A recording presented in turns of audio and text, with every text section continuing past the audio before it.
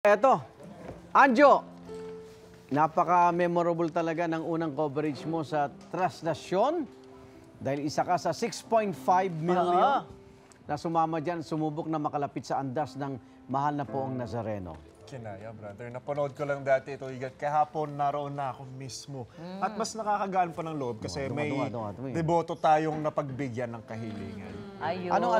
Anong kahilingan ng deboto? Meron po siyang karamdaman, hindi niya na kaya mismong ipunas yung bimpo niya dun sa Nazareno. O ihagis sa ihagis ihos. para mapapunas. So tayo na lang po yung... So ikaw? Ayun yung naging mission ko kahapon. Nasaan siya, yung deboto na yan? Habang Kasama mo siya. Pero nasa Nasa Quiapo gilid pa lang rin po siya. siya. Nasa gilid siya. So, gaano kalayo yung...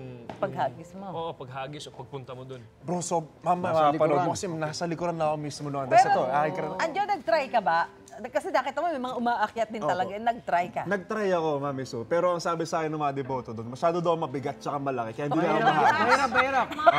Pag nag-try siya, baka manatili na siya roon. Bakit hindi ako makababa? Siya na yung inikot. Pero, eto, anong reaksyon ni nanay nung inabot mo na, abangan, Ito mga puso, aking karasan sa pagsama sa Traslasyon, panoorin po natin. Ito po.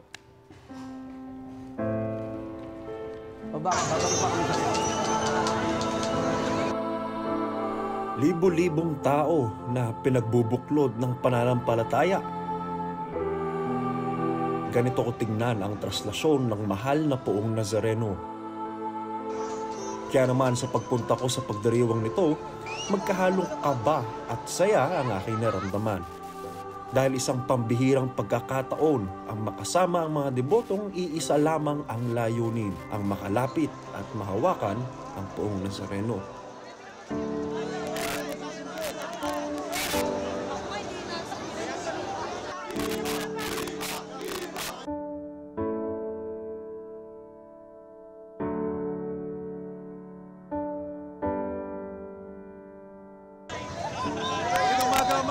Sa oras na po, dito tayo sa likuran ng Traslasyon. Tatry natin na makapunta at maipahin sa mga kayo.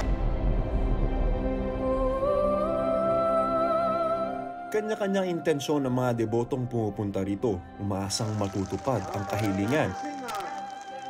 May para sa sarili, para sa pamilya, para sa anak, at kung sino mang mahal sa buhay. At para sa akin, ang pagpahid ko ng bimpo sa poong Nazareno para sa isang nanay na aking nakilala, si Nanay Gloria Caudilia. Ako po si Mileta Caudilia.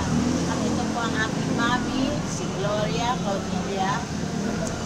81 years old. Na-stroke siya dahil daw po sa cholesterol. Marami daw siyang naanunan.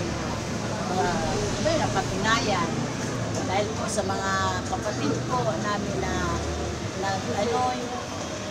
nag-exam, lahat po nakapasa dahil po sa pag-diliboto po niya kay Nazareno. Mabigyan lang po siya ng, kahit hindi po siya makalakad, na mabigyan pa po ng mahabang buhay, malakas na po ang katawan. Hinihiling po namin na matulungan pa po kami na mapahid po ang tawag po na ito sa poong Jesus Nazareno. Sa oras na ito, nakikita natin sa harapan natin itong poong Nazareno. Susubukan natin na maipahin itong mga bitong dala ko kasama ng iba't ibang deboto dito.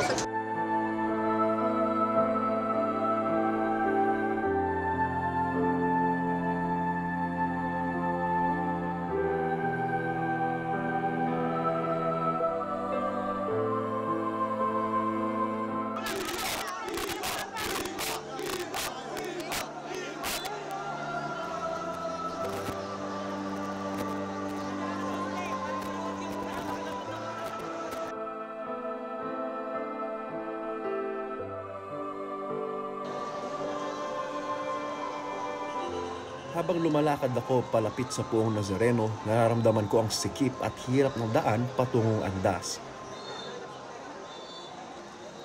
Pero lumakas ang aking loob sa tulong ng mga deboto sa aking paligid.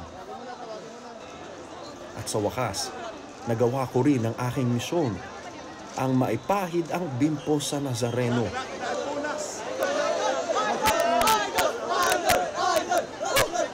Mga kapuso, success may punas natin. Nakita nyo naman ang hirap at dedikasyon ng bawat deboto para sa araw ng tastasyon dito sa karwahe ng itim na pong Nazareno. Makita nyo, paghihirap nila, pagtutulungan, pero syempre, namumuhay at nag-ahari ang pagmamahal nila para sa pong itim na Nazareno. Ito lang yan, tastasyon. Ngayong nagawa ko ng aking misyon, ibibigay ko na ito kay Nanay Gloria.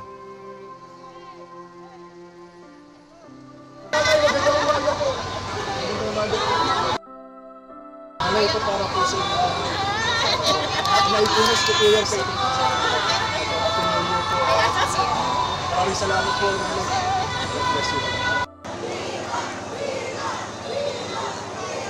Gaya ng daan patungong andas, marami ring balakid sa daan patungo sa Diyos. At lahat ito ay malalampasan sa pamamagitan ng pagmamahal sa kapwa at matibay na pananampalataya.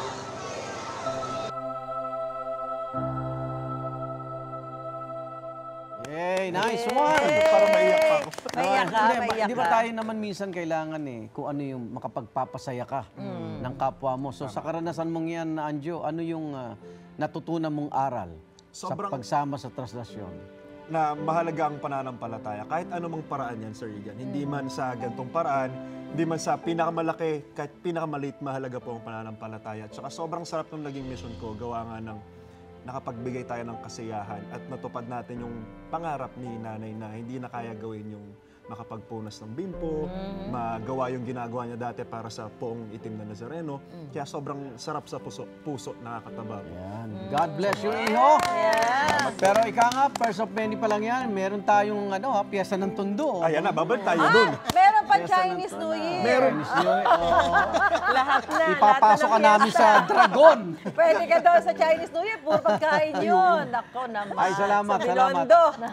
At yun ang pinaka-mensahe natin, no? Paano yung kapwa natin maservisyohan, matulungan. Napasaya. Salamat, salamat. Mission accomplished.